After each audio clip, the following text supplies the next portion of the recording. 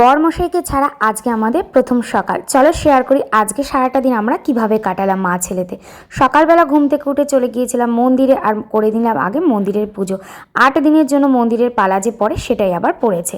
এখানে বানিয়েছিলাম সকালবেলা মুড়ি খাওয়ার জন্য কুমড়ো আলুর তরকারি, সেটা দিয়েই মুড়িটা মেখে নিলাম। আর জানো আজকে খেতে খেতে আমাদের বেজে গিয়েছিল দুপুর 12:15। মা ছেলে দুজন মিলে গল্প করতে করতে সকালবেলা জলখাবারটা খেলাম। তারপর ও চলে গেল এইদিকে, টবে কিছুটা মাটি ছিল সেইগুলোকে কাদা বানিয়ে তারপর খেলার জন্য। আর আমি শুরু করে দিলাম আমার কাজ, মানে রান্নার কাজ। এইদিকে একটুখানি কুমড়ো ভাতে দেবো, যার জন্য কুমড়োটা কেটে নিলাম। দেবো আজকে আলু ভাতে আর দেবো শিম ভাতে। সমস্ত কিছু ভালোভাবে কেটে ধুয়ে পরিষ্কার করে এইদিকে কুকারে দিয়ে দিলাম সেদ্ধ।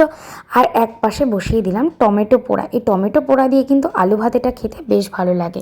তোমরা কারা কারা খেয়েছো অবশ্যই কমেন্ট করো। সমস্ত কিছু জোগাড় করে নিয়ে সেদ্ধও হয়ে গেছে, তারপর কিন্তু এগুলোকে মাখাও হয়ে গেছে। এই সমস্ত সেদ্ধ ভাতের সাথে একটু কি ঘি না হলে হয়, তাও আবার আমার হাতের তৈরি। পুরোটা গরমকাল জুড়ে যে আমি টক দই বানিয়েছিলাম তারই দুধের সরগুলোকে তুলে রেখে দিয়েছিলাম, সেইটা দিয়েই কিন্তু আমি ঘরোয়া পদ্ধতিতে বানিয়েছিলাম। আর এই ঘিয়ের যেমন গন্ধ তেমনই অসাধারণ স্বাদ।